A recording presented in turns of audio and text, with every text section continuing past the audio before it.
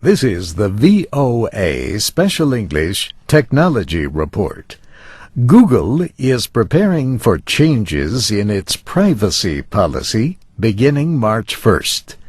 The company says it plans to replace more than 60 separate policies for different products with one main policy. Privacy activists criticized last month's announcement. They are concerned that the new policy will make it easier to track the activities of users across Google's many products, from Gmail to YouTube.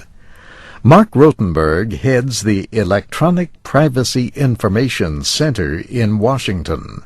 He says Google's aim is to create a single unified profile of its users. We believe that not only is that a threat to privacy, we actually believe it's illegal because last year Google entered into an agreement with the U.S. Federal Trade Commission in which they said they would not engage in that kind of data sharing without the explicit permission of their users.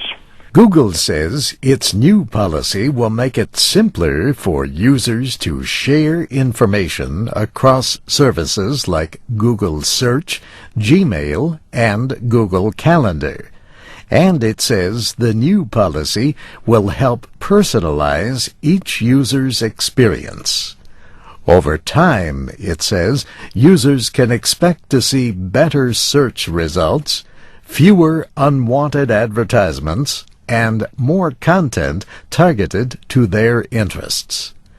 But Mark Rotenberg says, in return, people who choose to use Google will lose control over the information they share. The type of information you might provide for an email service, for example, such as your address book, which contains private information, is different from the type of information that you might provide for a social network service, where people purposely make information publicly available to their friends.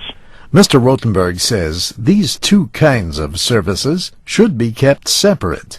By trying to combine these two services, in our view, Google is actually undermining a very well-established expectation of privacy, particularly for popular Internet services like electronic mail. Critics also see a bigger problem with Google's new policy. The plan would not give users a choice to opt out of the data sharing. In our view, if people want to make their personal information available, they certainly should have the right to do that.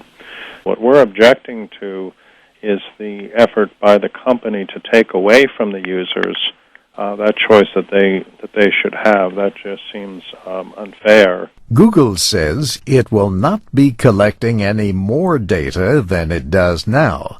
And it says users will still be able to control many privacy settings.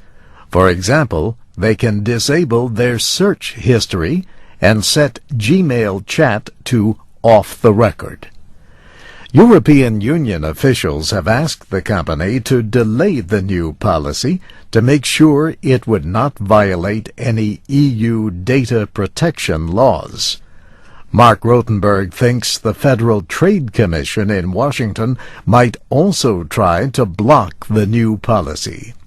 And that's the VOA Special English Technology Report, written by June Sims.